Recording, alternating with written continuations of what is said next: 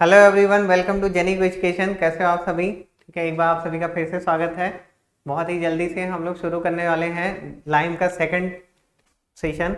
आप लोग जल्दी से जल्दी इसको शेयर कर दीजिए, ज़्यादा से ज़्यादा शेयर कर दीजिए, जिससे सभी लोग को ये सेशन मिल पाए टाइम से और उसको अटेंड कर पाएँ और इसमें की जो चीज़ें हैं, टेक्निकल चीज़ें, वो समझ पाएँ।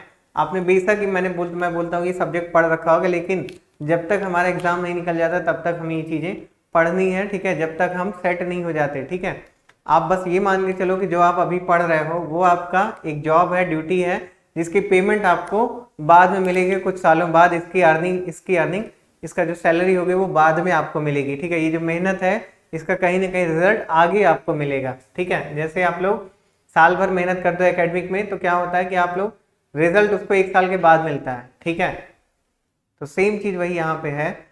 तो हम बात करते हैं अपने सब्जेक्ट की। हमारा सब्जेक्ट चल रहा है बिल्डिंग मटेरियल, जिसमें हम लोग टॉपिक कवर कर रहे हैं क्या, लाइम। और लाइम में एक सेशन बहुत ही शानदार हो चुका है।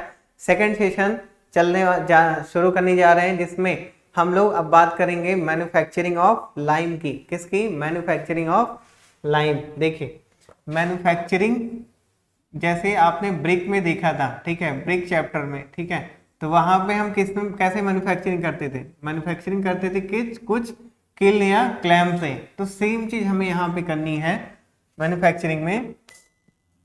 सबसे पहला जो आपका होगा मैन्युफैक्चरिंग प्रोसेस में, आप यूज करोगे कौन सा किल यूज करोगे? पजावा। ठीक है, या इसी को हम बोल देते हैं क्लैम।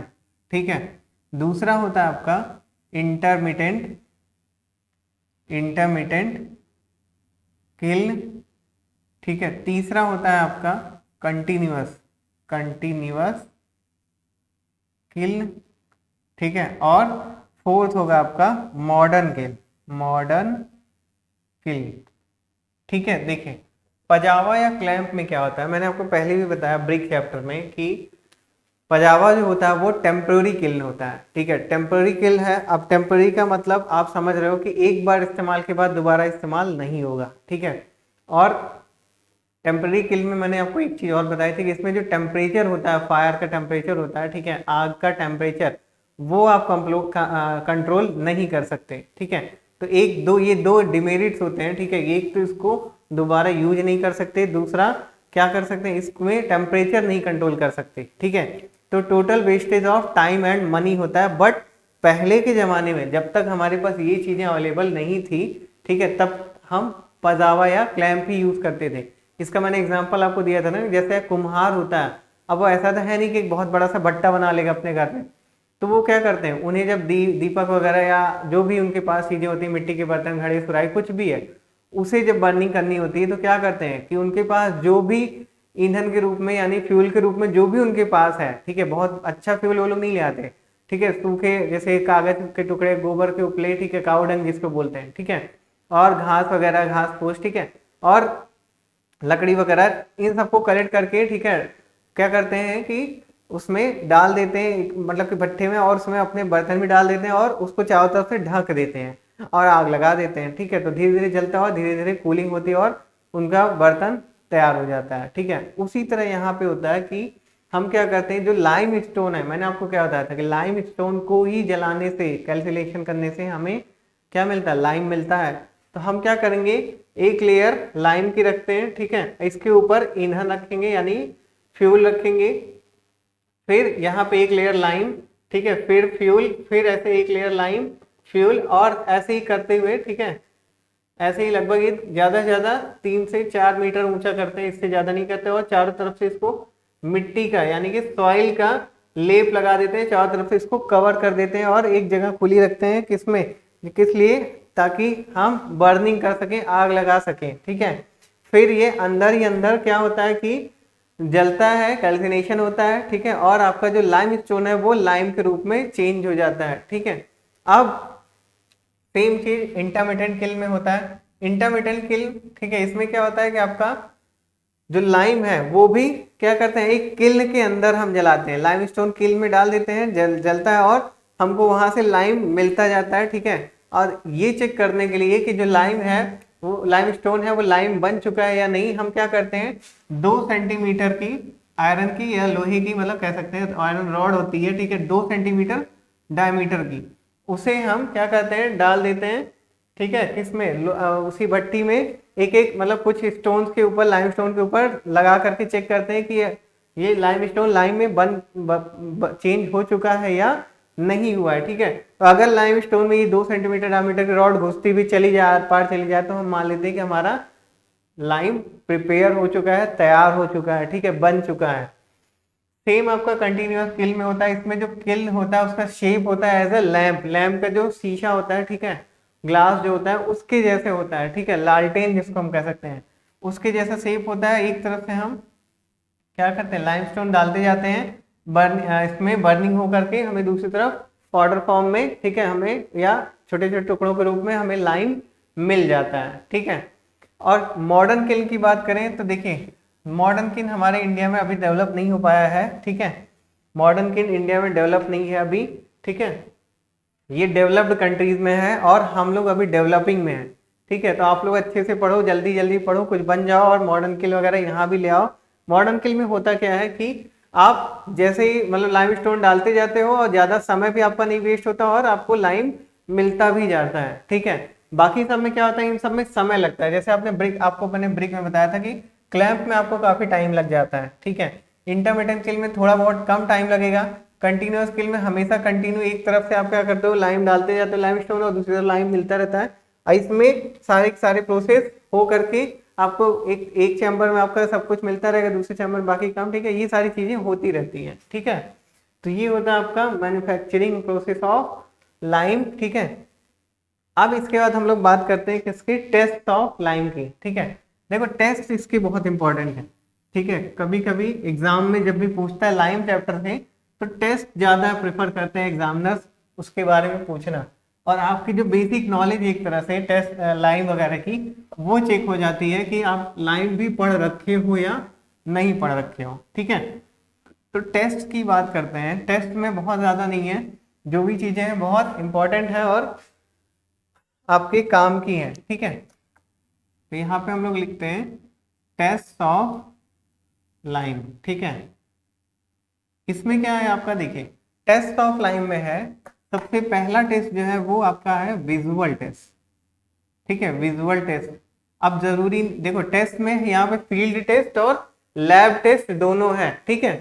तो जो विजुअल टेस्ट है, विजुअल टेस्ट में क्या है आपका, विजुअल टेस्ट में हम देख करके बताते हैं कि जो आपका लाइम है वो क्लास ए है या क्लास बी है या क्लास सी है, ठीक है।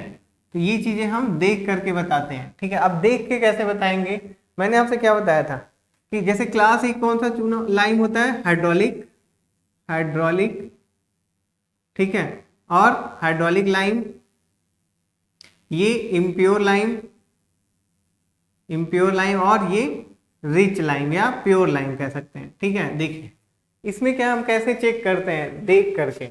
विजुअल टेस्ट में होता है कि हम जैसे हाइड्रोलिक लाइम में मैंने क्या होता है, एल्यूमिना ज्यादा है, एल्यूमिना मतलब क्ले, क्ले ज्यादा है तो यानी कि मिट्टी ज्यादा है, मिट्टी अगर है तो जो लाइम है उसका कलर हल्का सा गंदा हो जाएगा, ठीक है, मटमैला रहेगा, ठीक है। तो इसको हम बोल लेते हैं हाइड्रोलिक लाइम यानी क्लास ए, हम देख करके समझ जाते हैं। और इम्प्योर लाइम जो होता है वो बहुत कम मटमैला रहेगा, बहुत कम उसमें इम्प्योरिटी रहती है। और रिच लाइम यानी कि जो प्योर लाइम है एकदम प्योर व्हाइट दिखता है, ठीक है। तो ये हो जाता है आपका विजुअल टेस्ट, ठीक है। विजुअल टेस्ट समझिए आप लोग कि देख करके हमको बताना है कि लाइम हमारा कौन सा है। दूसरा आपका टेस्ट जो होता है वो होता है आपका बॉल टेस्ट। क्या है, बॉल टेस्ट। बॉल टेस्ट में क्या होता है कि हमें लाइम का ले करके वाटर मिला करके पेस्ट बनाना है और उस पेस्ट के छोटे छोटे बॉल बनाने हैं, ठीक है। क्या बनाना है, बॉल बनाना है, और इसको 6 आवर्स के लिए सूखने के लिए रख देना है, 6 आवर्स के लिए सूखने के लिए रख देना है। फिर इसको हम पानी में डाल देते हैं। अगर पानी में डालते ही ये टूट जाए, ठीक है, तो हम मान लेंगे कि ये हमारा प्योर लाइम था। और अगर टूट नहीं रहा है तो ये क्या है, हमारा हाइड्रोलिक लाइम है, ठीक है। तो अब इसके बाद फिर आगे क्या है, जैसे मैंने आपसे बताया ना कि अगर क्यों नहीं टूटेगा, आप ये समझो कि पानी में डाले तो क्यों नहीं टूट रहा और क्यों टूट जा रहा है। अगर टूट जा रहा है तो इम्प्योरिटी है, ठीक है, मतलब इम्प्योरिटी नहीं है, ठीक है, मतलब इम्प्योरिटी यानी कि एल्यूमिना नहीं है, एल्यूमिना ही बाइंडिंग कर रहा था, बांध रहा था एक साथ सबको। एल्यूमिना नहीं है यानी इम्प्योरिटी नहीं है, यानी कि जो आपके पास लाइम है वो प्योर है। और अगर नहीं टूट रहा है, ठीक है, अगर नहीं टूट रहा है तो क्या है कि इम्प्योरिटी है यानी एल्यूमिना है, यानी कि लाइम जो है वो हाइड्रोलिक है। ठीक है, ये चीज आप अच्छे से आप समझ गए होंगे। तीसरा आपका होता है यहाँ पे HCl test. HCl test, HCl test में क्या होता है, देखिए HCl टेस्ट में क्या करते हैं, एक स्पून यानी कि एक चम्मच क्या ले लेना है, लाइम, ठीक है, और 50% कंसेंट्रेशन का HCl लेना है, ठीक है। और इसको हम क्या करेंगे, कितना लेना है, 10 ml, ठीक है। एक आप टेस्ट ट्यूब, जिसको हम परत नली भी बोलते हैं, टेस्ट ट्यूब में इसको डाल देंगे एक चम्मच क्या, लाइम, और 50% कंसेंट्रेशन का हम HCl डाल देंगे 10 ml। अब अगर देखो थोड़ी बहुत सनसनाहट वगैरह की आवाज आ रही है, ठीक है, तो यानी कि चूना जो है आपका, लाइम जो है वो स्लेक हो रहा है, ठीक है। और अगर जो लाइम है स्लेक होने के बाद, ठीक है, एकदम प्योर व्हाइट आपको दिखने लगे, कोई मतलब कि रेसिड्यू नहीं बचे, ठीक है, अवशेष नहीं बचते हैं, तो आपका क्या है कि आपका जो लाइम था वो एकदम प्योर है। थोड़ी बहुत अगर कलर चेंज हो जाते हैं, ठीक है, तो वो इम्प्योर है। और ज्यादा अगर मटमैला है और उसमें रेसिड्यूल बचते हैं, रेसिड्यूज बचते हैं, तो ये हाइड्रोलिक लाइम रहता है, ठीक है। तो क्या था इसमें, एक स्पून लाइम लेना है, 50% कंसेंट्रेशन का HCl लेना है 10 ml, एक टेस्ट ट्यूब में डाल देना है दोनों को। अगर सनसनाहट वगैरह की आवाज आ रही है तो आपका चूना जो स्लेक हो रहा है, और अगर कोई भी उसमें रेसिड्यू अवशेष नहीं बच रहा है तो आपका ये क्या है, प्योर लाइम। थोड़ा बहुत अवशेष है तो क्या है, इम्प्योर, और थोड़ा ज्यादा अवशेष है तो वो हाइड्रोलिक लाइम है, ठीक है। फिर चौथा है आपका, चौथा आपके पास टेस्ट है इम्प्योरिटी टेस्ट। क्या है, इम्प्योरिटी, इम्प्योरिटी टेस्ट। देखिए इसमें क्या होता है, इम्प्योरिटी टेस्ट में हम क्या करते हैं, थोड़ा सा आप लोग मान लेते हैं कि हम लोग 2 किलो लाइम ले लिए, ठीक है, 2 किलोग्राम लाइम ले लिए, चूना ले लिए, ठीक है, और उसको क्या करना है, पानी में, ठीक है, मिला करके पहले उसका वेट ले ही लिए 2 किलो, फिर उसको पानी मिला देना है, ठीक है। अब पानी में मिलाने के बाद फिर थोड़ी देर के लिए छोड़ देना है, और फिर खूब तेजी से उसको घुमा देना है। तो जो वाटर का कलर होगा वो हल्का क्या हो जाएगा, व्हाइट हो जाएगा, मिल्किश हो जाएगा, ठीक है। तो मिल्किश हो जाएगा यानी कि दूधिया हो जाएगा, ठीक है। तो उस मिल्की वाटर को, दूधिया पानी को हम क्या करेंगे, 250 माइक्रोन की सीव से, ठीक है, छान लेंगे, ठीक है, 250 माइक्रोन की सीव से छान लेंगे, ठीक है। तो क्या होगा, आपका जो सीव के ऊपर जो रेसिड्यू बचे, अवशेष बचे हैं, ठीक है, उसको थोड़ी देर के लिए हम सूखने के लिए छोड़ देते हैं, ताकि जिससे उसमें से पानी जो है निकल जाए। तो उसके बाद जब सूख जाएगा वाटर, ठीक है, मॉइस्चर खत्म हो जाएगा, तो हम क्या करेंगे, जो सीव के ऊपर का रेसिड्यू बचा, अवशेष बचा, उसको हम वेट कर लेते हैं। पहले का वेट हमने लिया था वो वेट कर लेंगे, ठीक है, यानी कि दूधिया पानी का वेट कर लेंगे, ठीक है, ऊपर का जो, ठीक है, जो इम्प्योरिटी बची थी वेट कर लेंगे, ठीक है। फिर मान लेते हैं कि पूरा का पूरा जब आपने सीव पे रखा, ठीक है, तो कुछ तो कम हो गया होगा वाटर के सारे, वाटर में मतलब कि घुल गया होगा, ठीक है। तो मान लेते हैं पहले 2 किलोग्राम था, अब 1 किलो, ठीक है, 950 किलोग्राम हो गया, ठीक है, 1 किलो 950 ग्राम रह गया। तो ये जो 50 ग्राम का अंतर आया है, इससे हम फिर देखते हैं कि आपका क्या दिक्कत आ रही है। अगर देखिए ये जो डिफरेंस है, ठीक है, ये अगर 10% से कम है तो जो आपका लाइम है वो सबसे बेस्ट है, और अगर 10 से 20% है तो वो अच्छा, थोड़ा मीडियम क्वालिटी का हम कह सकते हैं, ठीक है, मीडियम क्वालिटी का। और 20% से अधिक जा रहा है, ठीक है, या 20 से 30% ही कह लो, तो ये आप मान लेते हैं कि आपका जो लाइम है वो सबसे वर्स्ट क्वालिटी का है, ठीक है, बिल्कुल भी यूज करने लायक नहीं है, ठीक है। फॉर द कंस्ट्रक्शन वर्क वैसे आप यूज कर सकते हो। तो यहाँ पे हमने क्या समझा कि देखो, अब इसमें डायरेक्ट फॉर्मूले से भी कर सकते हो। जैसे यहाँ पे तो हम समझ रहे कि 2 किलो का 10% कितना हो, 200 ग्राम है, और जो डिफरेंस आया 50 ग्राम आया है, तो यानी कि कितना हुआ, बहुत कम डिफरेंस आया है, तो यानी कि आपका जो लाइम है वो अच्छी क्वालिटी का है, ठीक है, बेस्ट क्वालिटी का है। अगर ये 10 से 20% के बीच में आता है तो बेस्ट क्वालिटी का नहीं होता। तो ये फॉर्मूले से भी आप निकाल सकते हो। पहले का वेट हम W1 मान ले, बाद का wait W2 upon W1 into 100 कर सकते हैं, ठीक है। ये हो गया, इससे आपका परसेंटेज निकल जाएगा, ठीक है। फिर चौथे टेस्ट की बात करें अगर, अरे 5वें टेस्ट की, 4 टेस्ट तो हो गए, क्या है पांचवा?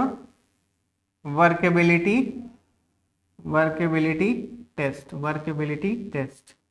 देखिए वर्केबिलिटी टेस्ट में क्या है, वर्केबिलिटी टेस्ट में हम देखेंगे कि जो आपके पास लाइम है, ठीक है, वो वर्केबल कितना है, ठीक है, उसकी वर्केबिलिटी कैसे है। और वो चेक कैसे करेंगे वर्केबिलिटी, हम क्या करेंगे, डिफरेंट रेशियो के मोर्टार बनाएंगे, ठीक है, क्या करेंगे, डिफरेंट रेशियो के मोर्टार यानी कि चूना मसाला बनाएंगे, ठीक है, और उसको सरफेस पे अप्लाई करेंगे।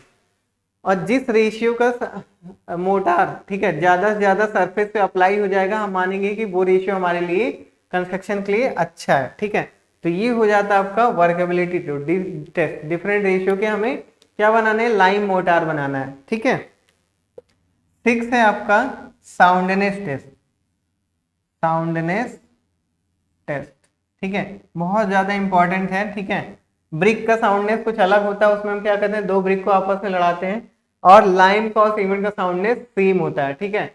तो लाइम में क्या होता है, देखिए हम एक ऑपरेटर यूज करते हैं, ठीक है, नाम है उसका ली चैटलियर, ली चैटलियर ऑपरेटर, ठीक है। इस ऑपरेटर की हेल्प से हम साउंडनेस निकालते हैं। साउंडनेस का मतलब यहाँ पे है कि जो आपके पास लाइम है वो, उसमें कोई, ठीक है, उसमें इम्प्योरिटीज वगैरह कितना है, या एल्यूमिना एक तरह से कह सकते हैं कितना ज्यादा है, ठीक है।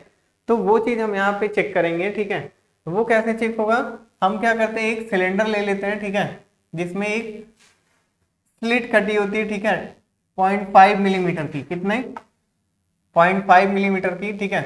सिलेंडर का डाया होता है 3 सेंटीमीटर और हाइट भी होती है 3 सेंटीमीटर, ठीक है। इसके बाद क्या होता है, इसमें एक इंडिकेटर लगा रहता है, ठीक है। इंडिकेटर जो होता है उसका, ठीक है, लेंथ होता है 165 mm, ठीक है, इंडिकेटर, इंडिकेटर, ठीक है।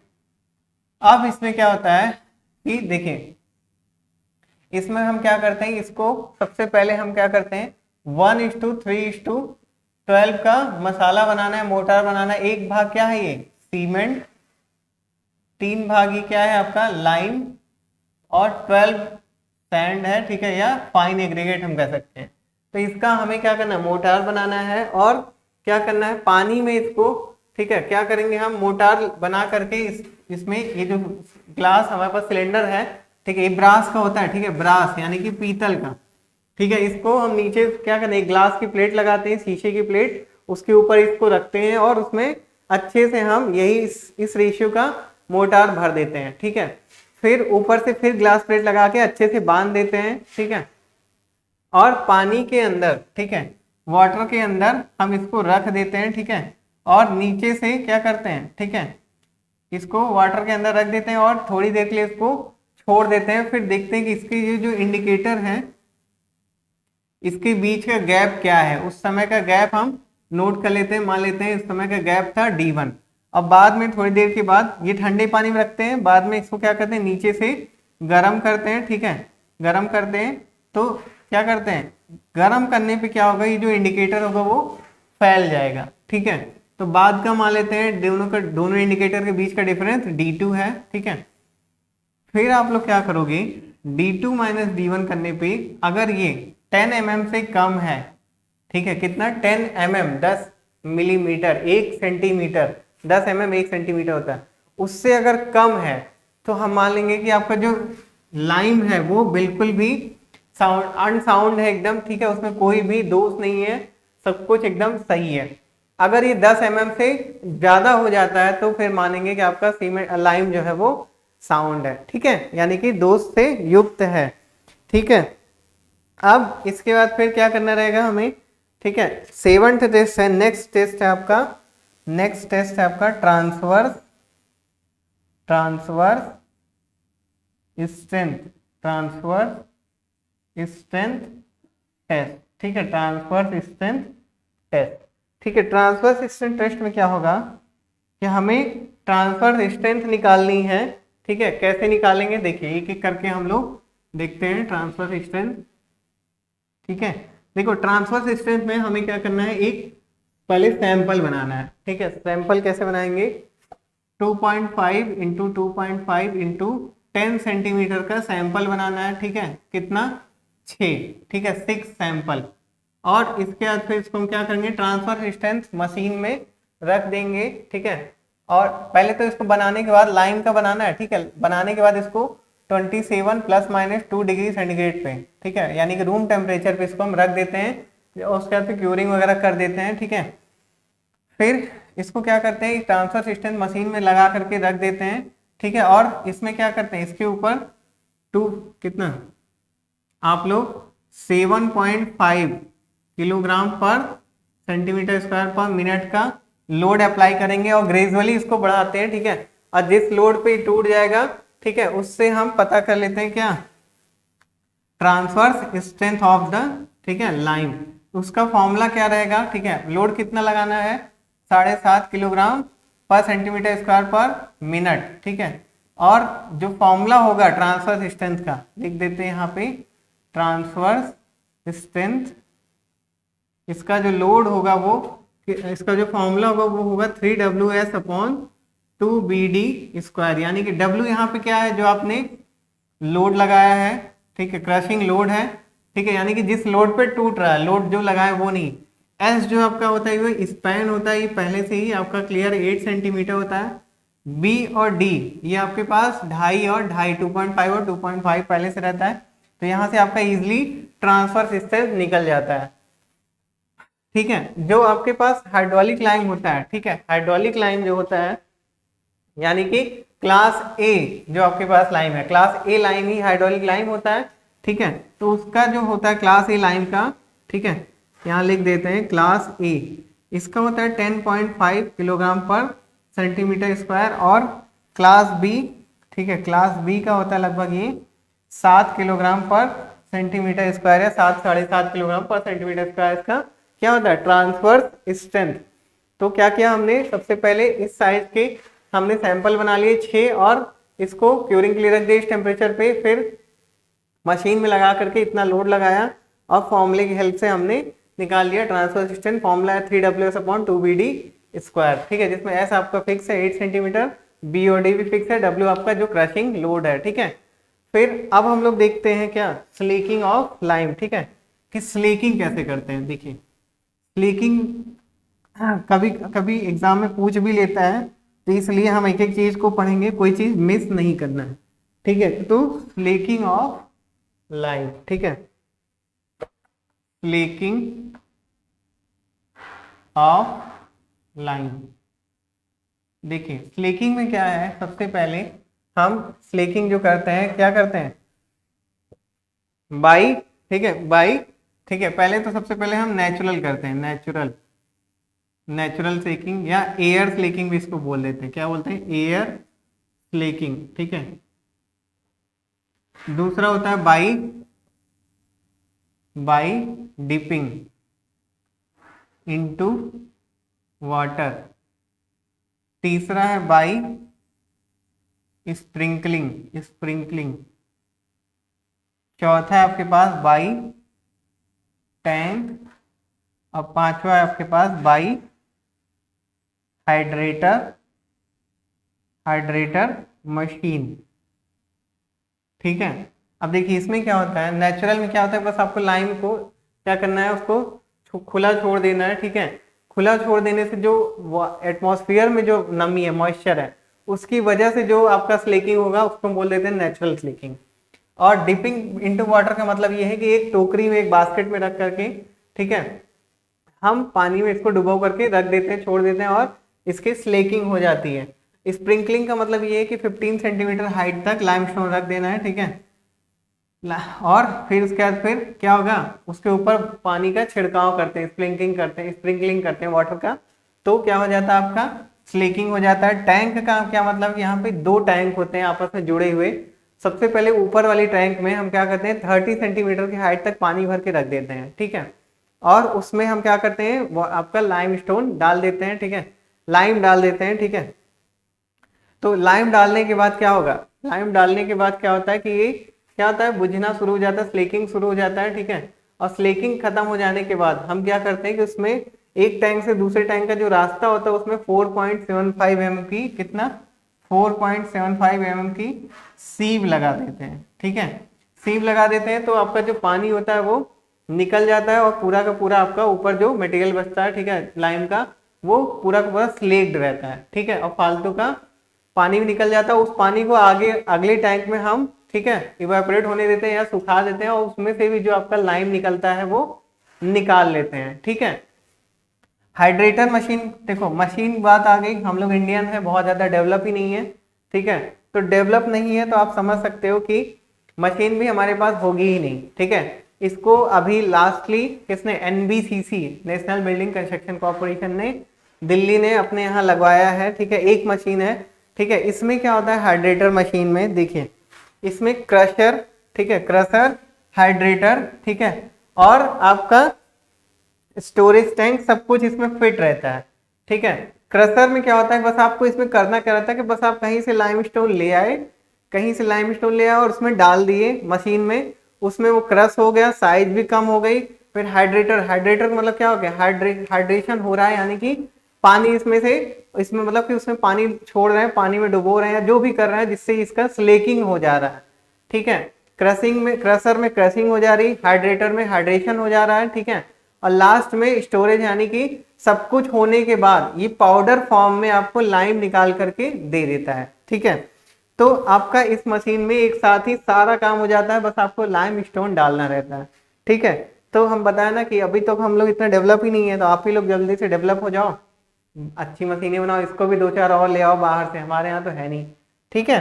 तो ये हो गया आपका स्लेकिंग का प्रोसेस, स्लेकिंग ऑफ लाइम। अब एक दो चीजें जैसे और है, ठीक है, कि पोज़ोलाना मटेरियल क्या होता है, ठीक है, पोज़ोलाना, पोज़ोलाना बहुत आप लोग नाम सुनते हैं ना, पोज़ोलाना मटेरियल, ठीक है, पोज़ोलाना मटेरियल।